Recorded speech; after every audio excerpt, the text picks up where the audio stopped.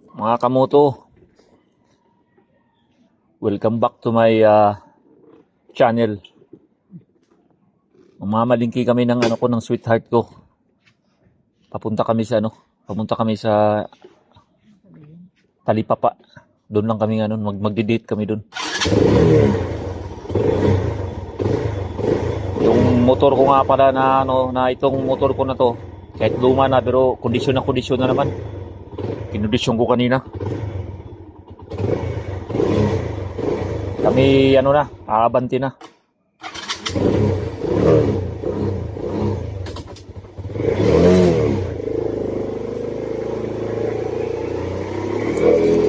Sana di masyadong matagtag gawa nung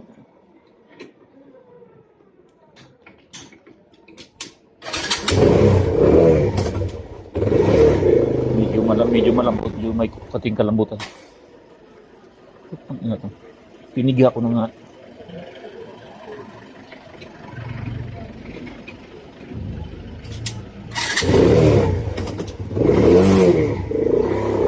Picture mamamatay. Di masyadong matagtag o medyo maluwag yung ko. Yung strap dito sa may chest ko. Palabas na kami ngayon sa may subdivision namin. Nandito na kami along main road na kami ng subdivision namin. Naanan namin yung mga nagtitinda ng mga barbecue, kaso nga lang pag panay barbecue, mga ngamoy usok na tayo.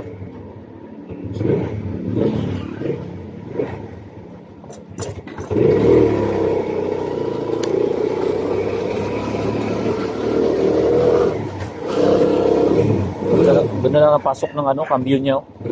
Na-adjust si Kenay naman ni James eh.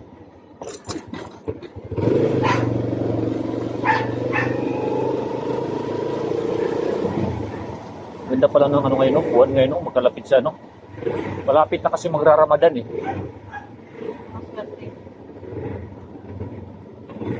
Yun ba yung sabi? Ay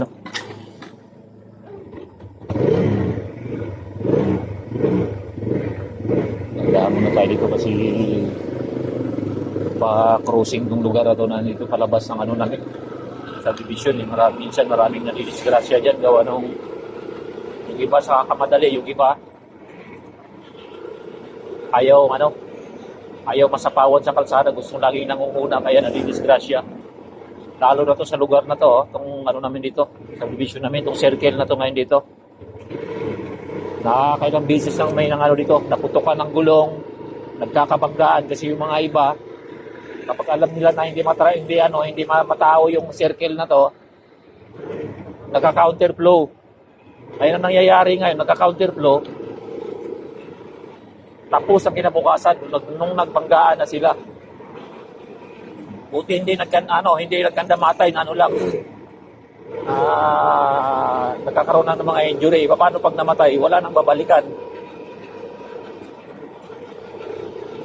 Dapat kasi pag nagpapatakbo sa kalsada, kahit saan lugar man tayo, saan kalsada man tayo, dapat may disiplina tayo sa sarili natin. Hindi yung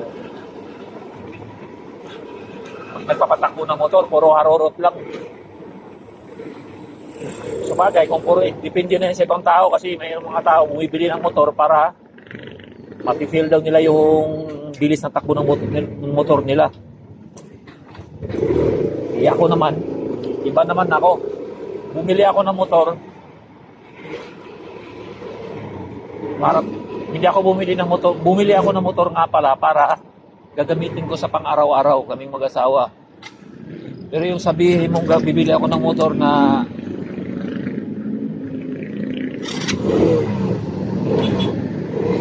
bibili ako ng motor na para pang-harorot, hindi ko ugali yan.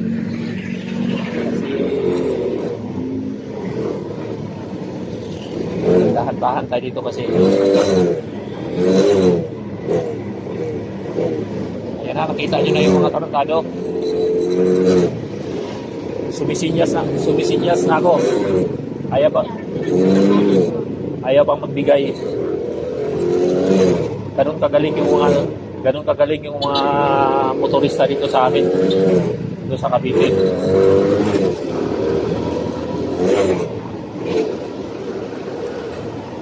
Dito ka na sa nasisinyas ka na para pumunta ka sa kabila, hindi ka pa pagbibigyan.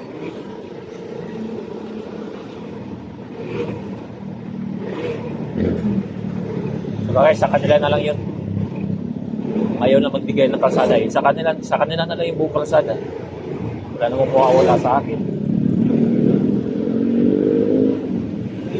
Basta sa akin lang, smooth na smooth lang yung patakbo natin. Hindi naman tayo nakipagkarirahan sa mga ibang motorista eh. Chill lang tayo sa atin na makakarating tayo na maayos sa patutunguhan natin.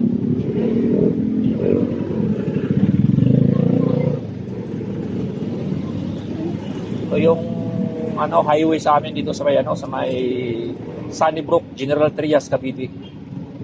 Ito yung may dito, may overpass. May footbridge nga pala. Parang na rin overpass yan. Ngayon napasok na kami papuntang mini palengke sa amin. Napasok na kami.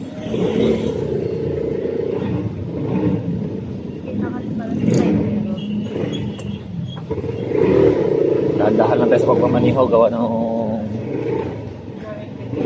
maraming mga aksidenteng nangyayari na talagang hirap isipin. Kaya maging alisto kapag hawak ang manubila.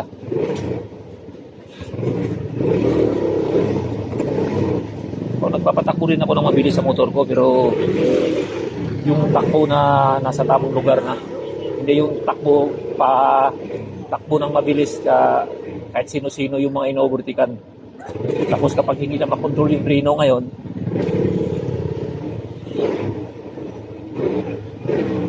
tapos ang maligayang araw.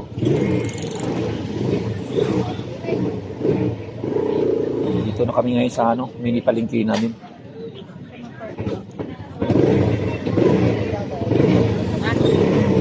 Banti na kami ng konti kung kami banda magano.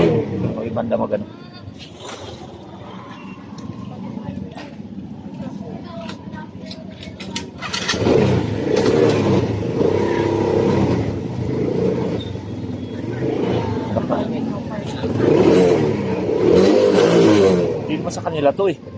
Pati sila magpapaparada. Hindi naman sa kanila tong lugar na to. Paparada tayo, at least andito tayo sa magbibigay naman tayo ng tama sa mga ibang nagpaparada eh.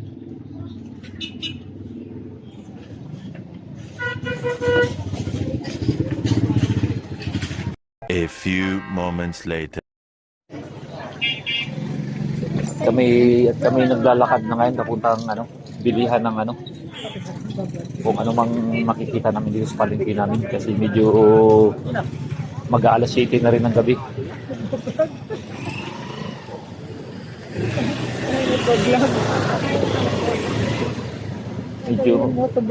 Medyo busy ngayon itong namin ngayon dito. Busy itong ngayon yung namin.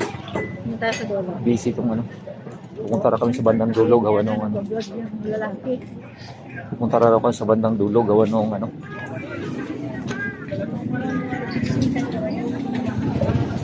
nandito yung may isang Ferraring dumaan.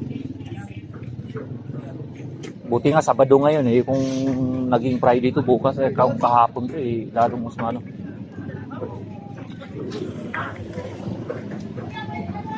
kayo magbibili namin ngayon. Patay muna natin. Ayan, biglang nagkaka-traffic ulit dun sa may kalsada ng palengke na dito sa amin. Akin na yung lalagyan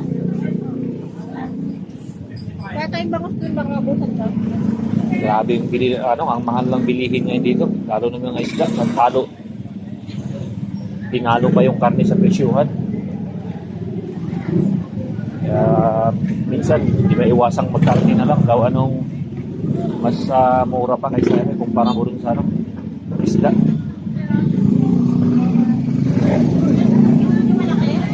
Ayun, medyo malaki-laki kasi paksiwin natin yan. Ha? Papaksiwin natin. Nakadaing, malamang sa'yo. Hindi naman. Pwede rin, dadaing yan. Kasi may pang-marinate pa doon sa bahay. Ilang peraso ang isang kilo? Hindi mo sa dami. Ano eh? Ano?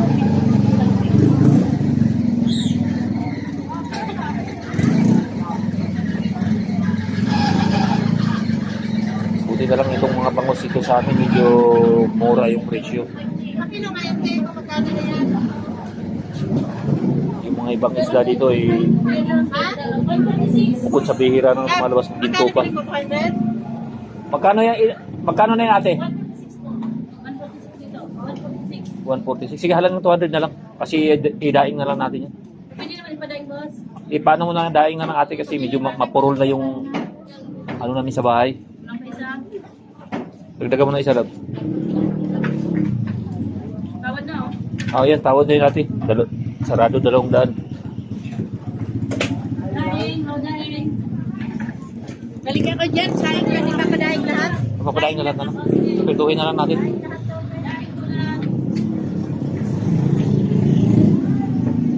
Grabe traffic ng banda oh. Daming tao.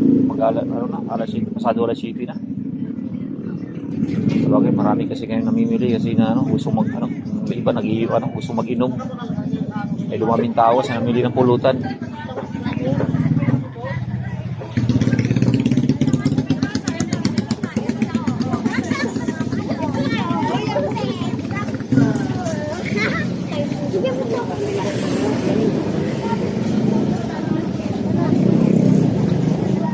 Doon sa kabila, din na masyado.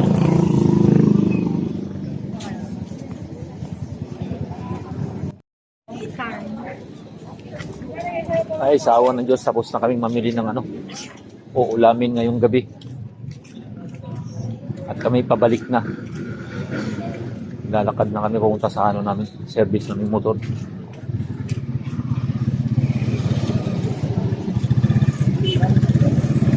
So, andahan na tayo kasi medyo matraffic.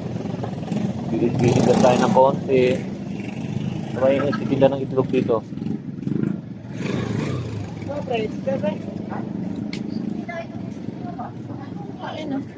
Ayun. Titinda ng itlog. Kung ano lang, dadalawang piraso lang siguro. Sige, tatlohin mo na.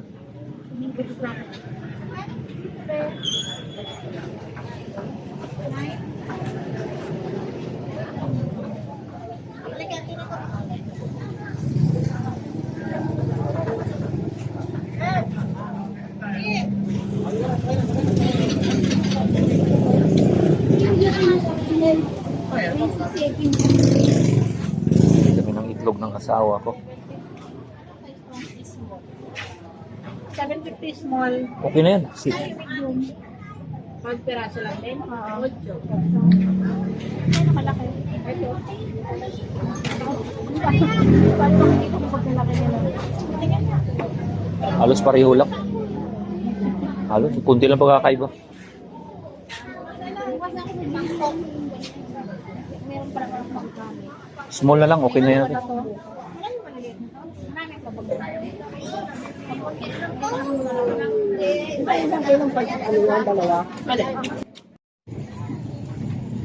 Yan yung luma kong service. Matagal na yan sa akin. Since 2018. So nasa mga 7 years na. Pero never pang binigyan ako ng sakit sa ulo niyan. Mga konting problema lang, pero yung mga main problem wala talaga.